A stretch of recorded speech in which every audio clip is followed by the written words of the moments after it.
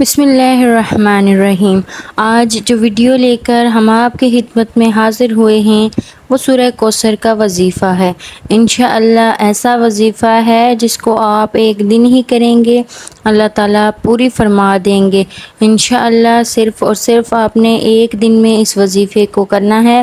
اللہ کے حکم سے جس طرح سے آپ کو بتایا جا رہا ہے، اگر آپ اس عمل کو اس طرح سے کر لیں گے تو ایک دن کے اندر اندر اللہ تعالیٰ آپ کے حاجت کو پورا فرما دیں گے۔ سورہ کوثر کا یہ وظیفہ ہے اور ایک دن کا وظیفہ ہے۔ ایک دن کے اندر اندر اللہ کے حکم سے آپ کا مسئلہ حل ہو جائے گا، ہر مقصد پورا ہو جائے گا۔ آپ کا کوئی بھی مقصد ہوگا انشاءاللہ تعالیٰ وہ ایک دن کے اندر اندر اس وظیفے کی برکت سے اللہ پورا فرما دیں گے۔ بہت ہی طاقتور وظیفہ ہے۔ آپ کی حاجت جتنی بھی بڑی ہو، آپ کی پریشانی کوئی بھی ہو، کسی مقصد کے لیے آپ اس وظیفے کو پڑھیں، انشاءاللہ تعالیٰ ایک دن کے اندر اندر آپ کی حاجت اللہ تعالیٰ پوری فرما دیں گے۔ بزرگان دین کا معمول رہا ہے کہ اللہ تعالیٰ کے ساتھ لو لگانے کے ساتھ ساتھ اپنے حاجات کو پورا کروانے اور ضرورتیں پوری کرنے کے لیے اللہ تعالیٰ کی طرف سے رجوع کرتے ہیں۔ نمازوں میں اور دعاؤں میں اس طرح سے اللہ تعالیٰ سے مانگتے رہتے ہیں، لیکن اس یقین کے ساتھ ایک اور بھی عمل ہوتا ہے جسے ہم وظائف کہتے ہیں۔ تو آج جو وظیفہ ہم آپ سے شیئر کرنے جا رہے ہیں یہ اکابرین کا کیا ہوا ہے اور بہت ہی مجرب وظیفہ ہے، طاقتور وظیفہ ہے۔ انشاءاللہ آپ کو اس کا فائدہ حاصل ہوگا۔ جو اکابرین کے کیے ہوئے عمل جن کو ہم وظائف کہتے ہیں، جس میں ہم اللہ تعالیٰ سے کسی مخصوص قسم کی دعا یا پھر کسی آیت کو ذکر کرتے ہیں، ایک مخصوص تعداد میں جب ہم ایسے کرتے ہیں تو اللہ تعالیٰ اپنے غیب کے خزانوں سے اس حاجت کو پورا کرتے ہیں۔ اس طرح سے اللہ تعالیٰ ان اکابرین کی حاجت کو پورا فرماتے تھے۔ انشاءاللہ تعالیٰ آپ کی حاجات کو، آپ کے مسائل کو بھی حل فرما دیں گے اور آپ کی مشکلات کو اللہ تعالیٰ دور کر دیں گے۔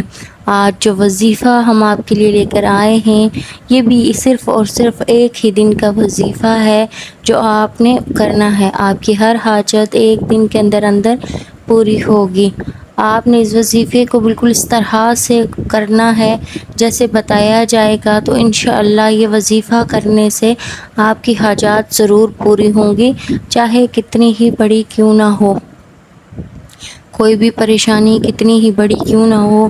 یہ وظیفہ آپ شادی کے لیے کر رہے ہیں یا آپ کاروبار کے لیے کر رہے ہیں یا آپ کا کام نہیں چل رہا اس لیے کر رہے ہیں یا کسی دشمن سے چھٹکارا حاصل کرنے کے لیے کر رہے ہیں یا کسی کے دل میں اپنی محبت پیدا کرنے کے لیے کر رہے ہیں یا آپ کی کوئی بھی حاجت ہے، کوئی بھی مسئلہ ہے، انشاءاللہ اس وظیفے کی برکت سے اللہ پاک آپ کا وہ مسئلہ ضرور حل فرما دیں گے۔ آپ نے اس وظیفے میں کرنا کیا ہے کہ شروع کرنے سے پہلے آپ نے درود شریف لازمی پڑھنا ہے۔ سورہ کوثر جو ہے وہ قرآن پاک کی سب سے چھوٹی سورت ہے۔ وظیفہ سننے سے پہلے ہم آپ کو سورہ کوثر کی شان نزول بھی بتانا چاہیں گے۔ حضرت ابن ابی حاتم نے بہقی کے دلائل نبوت میں جو حضرت محمد علی بن حسین سے نقل کرتے ہیں کہ جس شخص کی اولاد مر جائے اسے عرب والے ابتر کہا کرتے تھے، یعنی مقتول نسل۔ جب نبی کریم صلی اللہ علیہ وسلم کے صاحبزادے قاسم یا ابراہیم کا بچپن میں انتقال ہو گیا تو لوگوں نے آپ کو ابتر نعوذ باللہ کہنا شروع کر دیا۔ ٹھیک اس کے ضمن میں اللہ تعالیٰ نے اس صورت کو نازل کیا اور روایت میں کیا جس میں عام بن وزائل کا نام خاص طور پر ذکر کیا جاتا تھا۔ ان کے سامنے جب بھی نبی کریم صلی اللہ علیہ وسلم کا ذکر کیا جاتا تو کہتا کہ اس بات کو چھوڑو، یہ کوئی فکر کرنے کی بات ہے کیونکہ وہ تو ابتر ہے، مقتول نسل ہے، اس کے تو بیٹے ہی نہیں ہیں، اس کی تو نسل یہیں پر ختم ہونے والی ہے۔ تو اس پر اللہ تعالیٰ نے سورہ کوثر نازل فرمایا تھا جو ہم وظیفہ آپ سے شیئر کر رہے ہیں۔ آپ نے کسی بھی مقصد کے لیے کرنا ہے، آپ نے صبح فجر کے بعد اول و آخر 11 مرتبہ درود شریف پڑھنا ہے اور ایک جگہ بیٹھ کر یکسوئی کے ساتھ سورہ کوثر کو پڑھنا ہے۔ بسم اللہ الرحمن الرحیم پڑھ کر آپ نے اس سورت کو 135 مرتبہ پڑھنا ہے۔ 135 مرتبہ جو تعداد ہم آپ سے ذکر کر رہے ہیں اس سے کم نہ ہو اور نہ ہی اس سے زیادہ ہو۔ تو بہتر یہی ہے کہ آپ گٹھلیاں گن کر رکھ لیں۔ اگر تسبیح پر صحیح طرح سے گن سکتے ہیں تو تسبیح پر کر لیں، کیونکہ 135 کی تعداد سے نہ زیادہ ہونا چاہیے اور نہ ہی کم۔ اول و آخر 11 مرتبہ درود شریف پڑھ کر 135 مرتبہ سورہ کوثر پڑھنی ہے۔ پھر اس کے بعد سجدے میں چلے جانا ہے، اللہ تعالیٰ سے دعا کرنی ہے اور اپنے حاجات کے لیے۔ اسی طرح سے یہ عمل مغرب کے بعد کرنا ہے۔ یہ 2 ٹائم آپ نے عمل کرنا ہے، فجر کے بعد اور مغرب کے بعد۔ اور انشاءاللہ تعالیٰ جب آپ ایک دن میں یہ عمل کریں گے تو نہایت یقین کے ساتھ، یکسوئی کے ساتھ اللہ تعالیٰ ضرور آپ کی حاجت کو پورا فرما دیں گے۔ جو بھی ضرورت کے لیے، جو بھی حاجت کے لیے آپ کر رہے ہیں،